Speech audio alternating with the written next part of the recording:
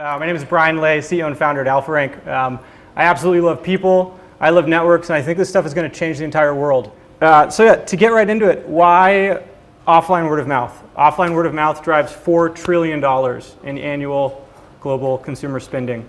In my opinion, it's the most beautiful form of marketing, but it's also the most effective and the most trusted. And unfortunately, the hardest to measure. And historically, the hardest to quantify as well. So when you look at what the current state is today, there's a lot of tools that are focused on online interactions and social listening. You have your influencer marketing, your social listening tools, your social media analytics tools, but 93% of word of mouth conversations are offline. They're face-to-face in a bathroom, at yoga class, at a kid's sport game, at a dinner table. And because of this, it's very hard to listen to them like you could with online social listening tools. So what is word of mouth and kind of how it applies? So word of mouth affects us so much more than we realize on a day-to-day basis. And the best way to kind of think about how it affects you is take a moment and imagine the person you take fashion advice from the most, or would. And then the person you're most likely to take financial service advice from. And then the person you're most likely to take vacation advice from. These are probably different people. And we all have these lines of influence, and they're constantly changing at different points in our lives, and they're relative based on what someone is good at or what you think they're good at. And they're always in flux. And again, like we said before, it's very hard to listen to these conversations because we're not all mic'd up. This isn't a Batman movie. Not all of our cell phones, hopefully, are turned on listening to everything we say yet. So it's difficult. So my story begins where most stories begin. My mom and my dad. So my dad is a professor of veterinary medicine and epidemiology, and my mom is a school health nurse. So I grew up and I still am today, very afraid of viruses. And yeah, gross dinner table conversations. And our team has a background in something called computational epidemiology, and epidemiologists had a problem that's very similar to the problem we had when trying to figure out how do you track and measure word of mouth. So it's very hard, if not impossible currently, to track exactly how a virus jumps from one person or an individual to another in real time. But you need to understand the dynamics of how viruses spread to predict pandemics and stop people from dying. So without the ability to track it directly, they got really clever and they said, okay, what if we took a bunch of historical hospital data and we looked at when people checked into the hospital with a virus, right? You can't tell exactly when they got sick, but you could tell when they checked in. And what they're able to figure out is that there's patterns hidden in a large enough data set. So basically one person would get sick and then a bunch of other people would get sick. And functionally, right, so if you're thinking about how it works, you know, a virus hits a city, person A gets sick, checks into a hospital, a certain period of time afterward, person B gets sick, right? A couple more months or years go by, another virus comes into that city, person A gets sick, checks into the hospital, person B then checks into the hospital. A couple more months go by, another virus hits this poor city, person A gets sick, checks in the hospital, person B does in a time window. So by the third time, you can basically eliminate the possibility of chance. And you can say, hey, we don't know exactly why or how, but person A is influencing person B getting sick. And so our insight was, holy cow, word of mouth is kind of similar. So word of mouth, again, this beautiful interaction, especially when you look for it and see it live without interrupting it. But in the consumer space, it's usually one person getting excited about something. You think of apps, it's a good example, and sharing it with someone else, and that person gets excited about it, and there's a mirror neuron transfer, and it jumps, that information, the decision of, oh, this is something I want. In business, particularly sort of SaaS as a technology where we play, it's fear. So one company gets afraid of being left behind, and then they adopt it. And then another company sees that and gets afraid, and then they adopt it. And that's the cascade.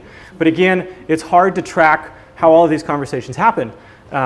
But you can use the time of payment as a proxy of contagion, just like they did with hospital check-ins. So the swipe of a credit card you can use to track offline influence. And it works really, really good. So in essence, in every network, there's a small subsection of people that are, you can call them driver nodes or highly influential, highly connected. These individuals drive the behavior of a network. There's a study that came out recently about how if certain consumers adopt your product, it will die, it'll get not cool. So there are kind of cool kids and not cool kids in these networks.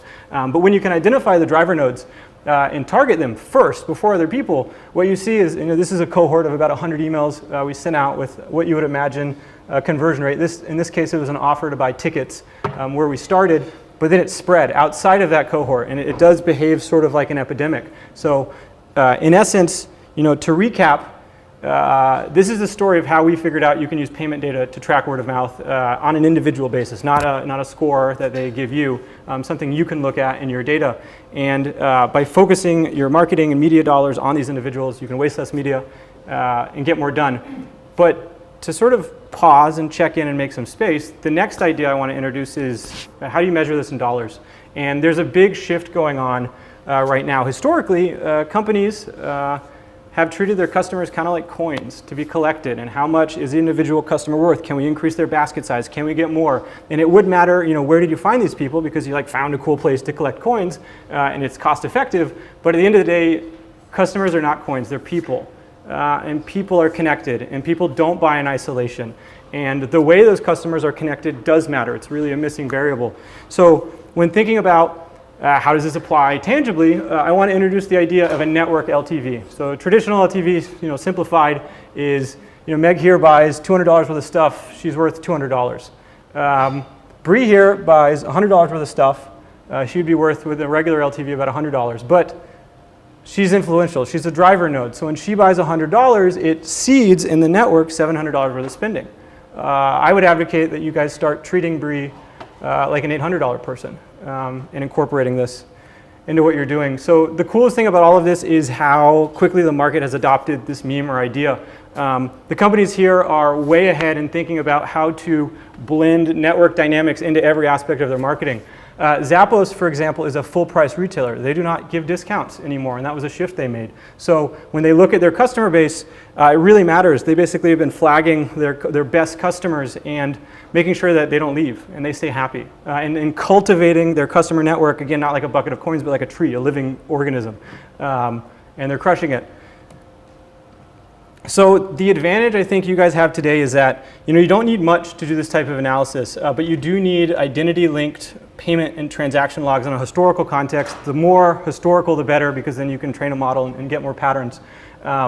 So you guys have it, and merchants will catch up, and they can do it on their own. But the more data you have, the better. And if you can see outside of individual closed networks in a total ecosystem, that's a huge, huge advantage. So as you guys are thinking about bridging your institutional merchants and your cardholders, the bridge is the connectivity. They are connected, and it's going back and forth. This is when I switch to the whiteboard. So where I think this technology is going is, best I can tell, this is going to permeate into pretty much every aspect of business in the future, because it just makes sense. So in essence, it started in B2C sort of.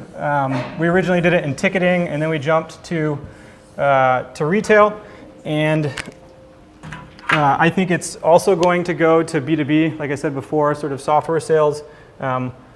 It's also going to percolate into private equity and loan underwriting. If I was investing or buying a company, I would want to know not, what are your sort of probably juiced up numbers, Groupon, but how are these customers actually connected? And to bring things full circle of how it can apply to just every daily aspect of your lives. So these are two networks. These are kind of coins or values. It can be a company you're thinking about buying, a company you're thinking about giving a loan. It could be your friend group, your community, your network. So if one of these networks has this many connections and the other one has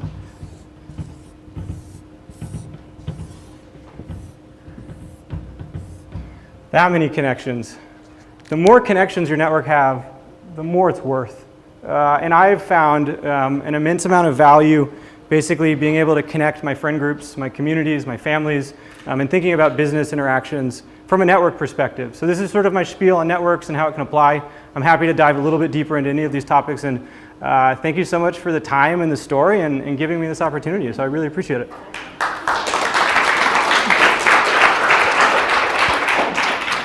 How do you calculate what Bree's worth? So it's a She made a purchase, and now you've assigned a monetary value to the purchasing power of people she knows. Yes. The social network? So the counterintuitive thing is we are now blending in social data to basically say, if you're thinking about social, can you matching up the purchase times and the purchase data with the social? But when we started, we don't use any social media data. So it's a probabilistic network inference.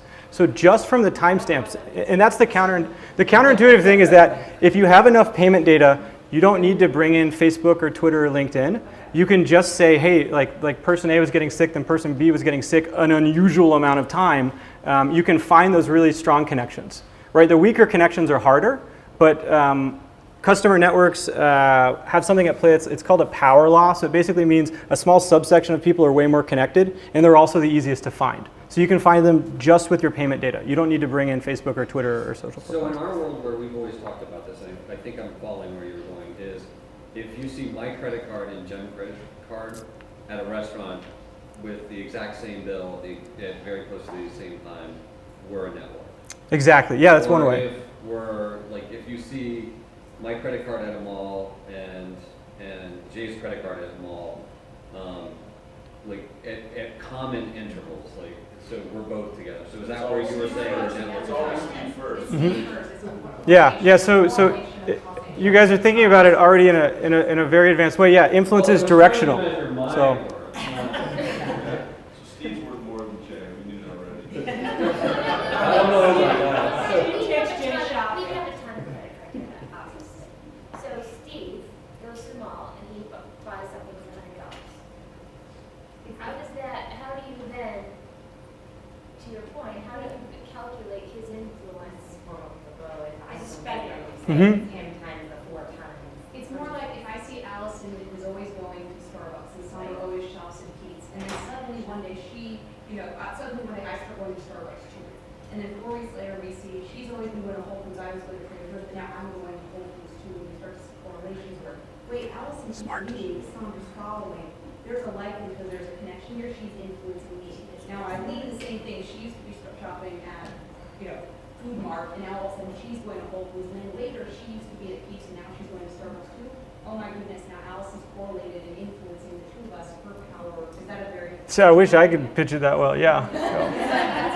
She's really smart, hang out with us. Yeah. That's basically, and if you can do that at scale, you have massive amounts of data, you can do that all across contact. And the thing is that it's probably, because of the tagging, we don't have your trying to the merchant level primarily. It's hard to get to what is the exact piece of thing that was bought. So it's more like Starbucks versus Pete's as opposed to this person bought Pampers versus some other. This is where the part that we're still missing. So all these connections assume that we're all shopping on a Chase card, right? Because you said you don't use social data, so you don't necessarily know that we're friends. You just know that. So can we use this outside of our own customer base? You can, it's more difficult. And so that's where I think it's going, right? So we started in sort of closed ecosystems. If you think about like a ticketer, right, that's selling concert tickets in a city, they have all of that data. So that's easy to start. And then we're now moving to closed circles e-commerce, right? So like if you have a brand like Nasty Gal, they sell all of their own clothes and their customers do talk and know each other. So you can look at that. When thinking about kind of what American Express is doing, it's that bigger vision of we do usually do SKU specific, but if you only have merchant level data, like very intuitively you pointed out, it works the same because it's just a real world breadcrumb that is a proxy for adoption. So it can be a SKU and you can get that granular or not. What do you recommend people do with this data? So like, I'm JP Morgan Chase, and someone comes and they open a new account with me in whichever of the groups it is. I don't care what the product is. And then, goes by another person who may be connected or not, but proximity-wise, I'm assuming they are, signs up, and then 4 weeks from now, I've got 12 people who have all signed up for this product because they have, now what? Great, I know that. Am I treating that one person differently because I know that they're influenced? Yeah, differentiated service primarily. So like the big thing in the industry is this thing called customer lifetime value, this thing across. Right. So customer lifetime value is, hey, if we actually looked across all of our lines of business and said, what is Susan worth across? Now it says, well, that's a piece of the puzzle, but let's say she's worth not so much, but everyone else is this high. We're not going to be near her. She has a fee that we want to. And we get better value. She's a whole different service, so she gets. So I get an influencer score essentially. that gets combined with my number of products I'm on it, then Is it based on geography, or is it also? We do cheat by restricting it when you can to a geo-specific area. So it doesn't make sense typically to map the entire continental United States. You can go in and do it by a geo area. So so it takes less power, because otherwise it's really, really expensive and the time's out basically. So Brian, this obviously has a lot of false positives. For example, the Chase Cap area, if you took all those transactions, everybody in the place is connected to each other, ever.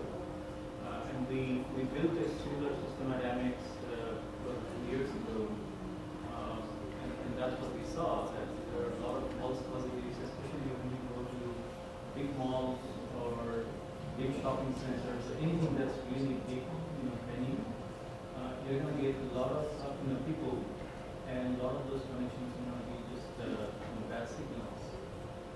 Are you guys doing anything on top of that to reduce those signals? Yeah, exactly. We haven't run into false. We're more concerned about false negatives, or unless I'm flipping the words, but we really don't want to miss an influencer, right? So the way we've trained it, it will overseek and perhaps identify people that aren't always it. This technology, it's very early. The nice thing is that the reason we've seen so much traction is that no one has visibility on this, right? So it's going to get better. We think we know where the technology is going, but for right now, even being able to tell a C-level exec, hey, these are the 100 people we know you should call this month.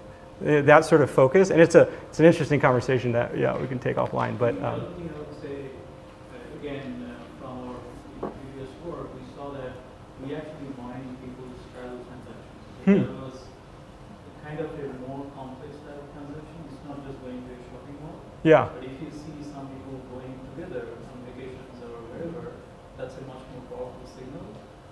But there are some privacy issues that we saw, that two people going together could be many different things, and you do not want to use that information. yeah. We actually saw real life issues. So as far as, just because I didn't really touch on privacy at all, the nice thing about how we can operate, if you don't want to give us the identities of the people you're working with, and we typically don't want it for PII concerns, is you can take a personal unique identifier and hash it. So as far as Alpharank's concerned, we don't know who any of these customers are. We basically give you back the map. It doesn't really directly answer your question of like, if you have two people that might not want to be known that they're traveling to places together, identified and getting offers together, but that's our take. So how should we think about this? Our products are very different in terms of their life cycles, in terms of the repeat buy rate. So I think Yeah. a lot of the strength and power of this comes from seeing multiple transactions where I follow Allison, therefore Allison's an influencer. People don't buy 50 checking accounts in their life. They buy a few. Yeah. People buy typically one mortgage in their life, so you don't see that repeat buying in our product sets. So the only place I think where we've got more of that repeat is card. And then the churn is not like a simple, like going to the grocery store every week. Do you think that if we look at influence within like the card space, for instance, that is relevant for our other product areas, that we use it as proxies for places where it's more difficult to get like a epidemiological network? Yes.